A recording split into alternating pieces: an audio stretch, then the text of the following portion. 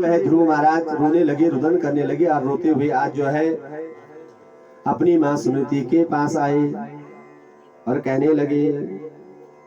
माँ सुनीति ने कहा, हे बालक, हे ध्रुव जी, तुम क्यों रो रहे हो, क्या कारण है? दीर्घम श्वसन्ति वृजनस्य पारा वपश्यति बालकमाह बाला मामंगलातात परेशुमस्ता भुंक्ते जनो यद परदुःखदस्ता। तुम्हारे रोने का कारण क्या है? तो ध्रुव जी महाराज ने कहा, माँ आज जो है माँ सूर्य जी ने मुझे बहुत अनर्गल बातें की, डांटा और कहा कि तुम इस राज सिंहासन पर नहीं बैठ सकते, तुम्हारे पिता तुमसे अनुराग नहीं करते हैं, प्रेम नहीं करते हैं, ये राज सिंहासन तो उत्तम का है। ये सब बातें कही और ये मुझे बहुत कष्ट हुआ, बहुत दुख हुआ, मैं रोने लगा, रुदन करने लगा। लेकिन माँ ये बताओ कि वह राज सिंहासन कैसे प्राप्त होगा? मुझे वो राज सिंहासन ही चाहिए। पहली कथा थी स्त्री हट की और अब है बाल हट की। माँ ने कहा, बालक, हे ध्रुव जी, अरे तुम्हें राज सिंहासन से क्या करना है? कोई बात नहीं, हमारे भाग्य ही ऐसे हैं, हमारी नियति में ही ऐसा लिखा हुआ है कि मैं राजा की बड़ी पत्नी होने के बाद भी राजा मुझसे प्रेम नहीं करते, सुरुचि से ही प्रेम करते हैं। ये नियति के कारण है, हमारे प्रारब्ध के कारण है। इसलिए जो है, इसलिए हमें विषाद नहीं करना चाहिए, हमें दुख नहीं करना चाहिए। हमारी नियति में और भाग्य में यही लिखा हुआ है। वो राज सिंहासन छोड़ दो ना, तुम्हें राज सिंहासन का क्या करना है? लेकिन ध्रुव जी महाराज आज अड़ गए, डट गए और उन्होंने कहा, माँ नहीं, जब तक वो राज सिंहासन मुझे प्राप्त नहीं हो जाता, जब तक मैं उस सिंहासन पर नहीं बैठ जाता, जिस सिंहासन पर बैठने पर मेरी माँ सुरुचि ने मुझे तिरस्कृत किया और मेरे पिता देखते रहे, मैं रोता रहा, चिल्लाता रहा, आह्लाद करता रहा, करुण क्रंदन करता रहा, लेकिन पिता ने भी कुछ नहीं किया। मुझे वही सिंहासन चाहिए। माँ ने बहुत समझाया, समझाने लगे तो ध्रुव महाराज और जोर जोर से रुदन करने लगे और माँ ने कहा, आज हे ध्रुव, वे सिंहासन तुम्हें वे परमात्मा प्रदान कराएंगे। तो ध्रुव जी ने कहा, वो परमात्मा कौन है? किसे परमात्मा कहते हैं? कौन वे ठाकुर हैं? कहाँ उनका निवास स्थान है? कहाँ वो मिलते हैं? तो जहाँ सुमति तहाँ संपत्ति नाना, जहाँ कुमति तहाँ विपत्ति निदाना। जहाँ सुमति होती है वहाँ नाना प्रकार की संपत्ति उत्पन्न हो जाती है, और जहाँ कुमति होती है वो संपत्ति, वहाँ रखी संपत्ति भी नष्ट हो जाती है। प्रियतम श्रोताओं, सुनीति ने कहा, भगवान तो तप से मिलते हैं और वे वन में रहते हैं। तो ध्रुव जी महाराज ने आज मन में निर्णय कर लिया कि मैं उन्हीं भगवान को प्राप्त करूंगा जो वन में रहते हैं। वन में जाकर के तप करने के लिए उद्धृत हुए। माँ ने बहुत समझाया, कहा, नहीं बालक, अभी तुम्हारी अवस्था पढ़ने की है कि सहसवे भस्त विद्याना, ये सहसव अवस्था है, ये अध्ययन की अवस्था है। तुम अध्ययन करो, वेद का अध्ययन करो, गुरुकुल में जाओ, पढ़ो, खेलो, कूदो, ये तप करने की तुम्हारी अवस्था नहीं है। परंतु ध्रुव जी महाराज एक न माने, मन में दृढ़ अटल जो है संकल्प लेकर के चल रहे हैं। शास्त्र कहते हैं कि स्त्री जिस बात पर अड़ जाए उस बात की पूर्ति करनी ही करनी होती है, और बालक भी जिस बात को हट ले ले उसको पूर्ण करना ही करना होता है। छोटे बालक बिना हट पूर्ण के नहीं मानते महाराज।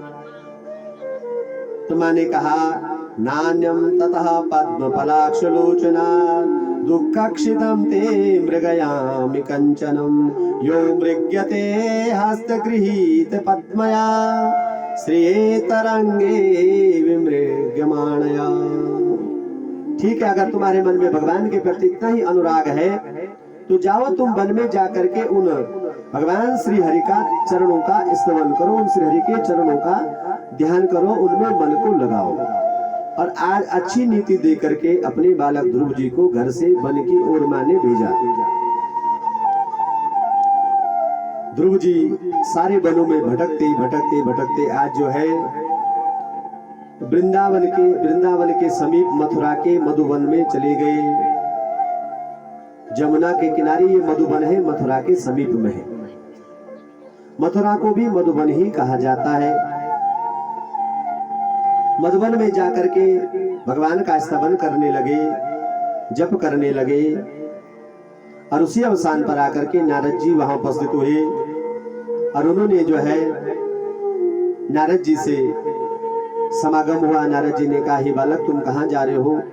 तुम्हारी छोटी सी अवस्था है, खेलने कूदने की अवस्था है, इस अवस्था में तुम्हारा इस प्रकार से जाना ठीक नहीं है। जंगल में बड़े बड़े शेर हैं, सर्प हैं, वो तुम्हें मृत्यु को प्रदान करा देंगे, तुम्हारा जीवन समाप्त हो जाएगा। बहुत समझाया, सुझाया, बुझाया, परंतु ध्रुव महाराज ने कहा, भगवान मुझे भगवान श्री हरि को प्राप्त करना है और श्री हरि को प्राप्त करने के लिए अगर मेरे जीवन का प्राणों का प्राणांत भी हो जाए तो मैं अपने प्राणों का प्राणांत करने के लिए भी उद्यत हूँ। बोले भागवत भगवान की। श्रीमन्नारायण नारायण नारायण भगवन नारायण नारायण नारायण लक्ष्मी नारायण नारायण नारायण लक्ष्मी नारायण श्री हरि नारायण नारायण नारायण श्री हरि नारायण बद्री नारायण नारायण नारायण बद्री नारायण नारायण नारायण श्री हरि नारायण नारायण नारायण। बोले बद्रीनारायण भगवान की जय। नारद जी ने बहुत समझाया परंतु जो है ध्रुव जी नहीं माने, क्योंकि मन में भगवान से मिलने का अटूट संकल्प था, दृढ़ संकल्प था। इसलिए जो है आज मथुरापुरी में जाकर के नारद जी ने 12 अक्षर का मंत्र जो है ध्रुव जी महाराज को दिया और यही भागवत का मूल मंत्र है। ओम नमो भगवते वासुदेवाय। ओम नमो भगवते वासुदेवाय। ओम नमो भगवते वासुदेवाय। ओम नमो भगवते वासुदेवाय। वासुदेवाय हरि नंद नंदनाय। वासुदेवाय हरि नंद नंदनाय। नंद नंदनाय हरि कृष्ण चंद्राय। ओम नमो भगवते वासुदेवाय। ओम नमो भगवते वासुदेवाय। महामंत्र है ये, महाबीज है ये, महाबीज है ये, महाबीज। महाज्ञान है ये, महाध्यान है ये, महाध्यान है ये। ओम नमो भगवते वासुदेवाय। ओम नमो भगवते वासुदेवाय। वासुदेवाय हरि नंद नंदनाय। वासुदेवाय हरि नंद नंदनाय। ओम नमो भगवते वासुदेवाय। ओम नमो भगवते वासुदेवाय। बोले वासुदेव भगवान की जय। इस जो है 12 अक्षर के मंत्र को ध्रुव जी महाराज को दिया और इस मंत्र को ध्रुव जी महाराज ने धारण किया और धारण करके प्रियतम श्रोता आज मधुबन में तप करने लगे और नियम बनाया। मधुबन में 6 महीने का घोर तप करने लगे, एक पांव में खड़े हो गए और नियम बनाया कि त्रिरांत्रे त्रिरांते चा कपित्ता वादरासनम अमृता वृतानुसारेण मासा निन्येशनम हरिम। पहले 1 महीने में 3 दिन और 3 रात बीच रह करके बेर और कैथ के फलों को खाया। किस प्रकार से तप किया? 1 महीने में 3 दिन और 3 रात क्या खाए? बेर के फल खाए और कैथ के फल खाए और तप करने लगे, तपस्या करने लगे। और फिर दूसरा महीना आया। दूसरे महीने में कि द्वितीयं तथा मासम षष्ठे अर्भको दिने तृणपर्णादिभिर्षीणे कृतान्यो व्यचर विभो। दूसरे महीने में प्रियतम श्रोता 6 दिन रह करके सूखे घास के पत्तों को खाया और भगवान का भजन करने लगे। फिर तीसरा महीना आया और तीसरे महीने में 9 दिन रह करके 9 दिन में एक बार भोजन करते, फिर 9 दिन बाद करते। 9 दिन बीच करके जल पी करके भगवान का तप किया। तृतीयं चान्यं मासं नवमे हनि अभ्यक्ष उत्तम श्लोका मुपाभाव समाधिना। जल पी करके 9 दिन में जल पिया और भगवान का तप करने लगे। पहले कैथ और बेर के फल खाए, फिर सूखी घास खाई और फिर 9 दिन बीच रह करके जल पी करके तप किया।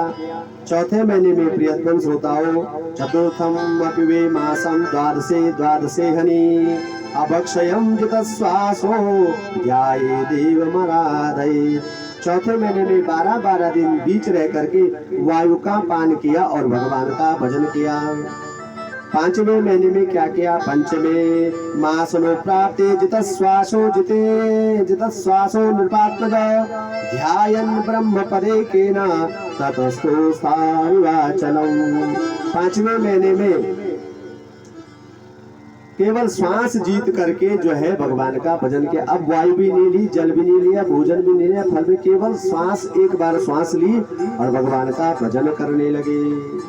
6ठे महीने में एक पैर के बल पर खड़े होकर के भजन किया। और 6ठे महीने में जब एक पैर के बल पर भगवान खड़े हो गए प्रियतम श्रोताओं, तो सारी पृथ्वी हिलने लगी, डगमगाने लगी, कंपायमान हो गई। और कंपायमान होते हुए आज जो है भगवान नारायण का सिंहासन भी हिलने लगा, नारायण का सिंहासन भी हिलने लगा।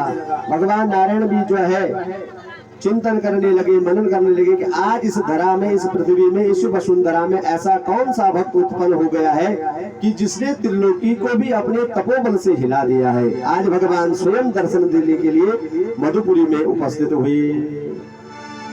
और जैसे ठाकुर जी मधुवनम वृतम दृक्षमागता, मधुबन में भगवान नारायण आज आ रहे हैं ध्रुव जी को दर्शन देने के लिए। और आज जैसे ध्रुव जी महाराज ने अपने समीप में भगवान को देखा तो उनके तेज को देख करके ध्रुव जी महाराज कुछ भी बोलने में असमर्थ हो गए। अपने शंख से भगवान ने ध्रुव जी महाराज के कपोलों का स्पर्श किया और ध्रुव जी की वाणी प्रस्फुटित हो गई, झंकृत हो गई। और अब ध्रुव जी महाराज ने भगवान की स्तुति की। योन्ता प्रविश्य मम वाचिमिमां प्रसूक्तं संजीवयत्यखिल शक्तिधर स्वधाम्ना अन्यान् सहस्रचरण श्रवण त्वगादीन् प्राणं नमो भगवते पुरुषाय तुभ्यं। कि प्राणं नमो भगवते पुरुषाय तुभ्यं। ध्रुव जी महाराज ने भगवान की स्तुति किया। भगवान यो अंतः प्रविश्य मम वाचमिमां प्रसूक्तं, आपने ही मेरी वाणी को जो है यह अवसर प्रदान किया है, प्रस्फुटित हुई है। आपका दर्शन पा कर करके मैं आज धन्य धन्य हो गया हूँ, कृतकृत हो गया हूँ। भगवान ने ध्रुव जी महाराज को वरदान के लिए कहा और ध्रुव जी महाराज ने जो है अटल सिंहासन का वरदान मांगा और भगवान के श्री चरणों की भक्ति मांगी। बोली भक्त वत्सल भगवान की जय, श्री राधा रमण लाल की जय। आज की इस बांगमयी कथा को, चतुर्दिवस की कथा को भगवान बालकृष्ण लाल की ध्रुव जी के इस चरित्र में, भगवान के इस दर्शन में, इस कथा में ही भगवान के श्री चरणों में अर्पण करते हैं। और आज के चतुर्दिवस के इस पुष्प को भगवान श्री नारायण के श्री चरणों में अर्पण करते हैं और इसी शुभकामना के साथ अपनी वाणी को विराम देते हैं। बोले भागवत भगवान की जय, बोले राधा रमण लाल की जय। ओम नमो भगवते वासुदेवाय। ओम नमो भगवते वासुदेवाय। ओम नमो भगवते वासुदेवाय। ओम नमो भगवते वासुदेवाय। ओम नमो भगवते वासुदेवाय। ओम नमो भगवते वासुदेवाय। वासुदेवाय हरि नंदनाय। वासुदेवाय हरि नंदनाय। ओम नमो भगवते वासुदेवाय। ओम नमो भगवते वासुदेवाय। वासुदेवाय हरि नंदनाय। वासुदेवाय हरि नंदनाय। नमो भगवते वासुदेवाय। ओम नमो भगवते वासुदेवाय। ओम नमो भगवते वासुदेवाय। ओम नमो भगवते वासुदेवाय। बोलो दासदेव भगवान की जय हो। श्रीमद् भागवत महापुराण की जय हो। तो कल भगवान का प्राकट्य महोत्सव होगा, जन्म महोत्सव होगा। आप सभी उसमें सादर आमंत्रित हैं। जहाँ तक भी ये वाणी प्रसारित हो रही है, संचालित हो रही है ध्वनि यंत्र के माध्यम से, सभी श्रोता कल के भगवान के प्राकट्य महोत्सव में सादर आमंत्रित हैं। बोले भागवत भगवान की जय। श्री राधा रमण लाल की जय। यजमान श्री देवेंद्र सिंह जी आरती के लिए उपस्थित हो जाएं। बोले के नारायण भगवान की जय। बोले बद्रायण भगवान की जय। श्रीमद् भागवत महापुराण की जय। जय जय श्री राधे। जय जय श्री राधे। जय जय श्री राधे श्याम। सभी भक्तजन मुझसे स्वागत करने के लिए खड़े हो जाएंगे। हमारे मुख्य यजमान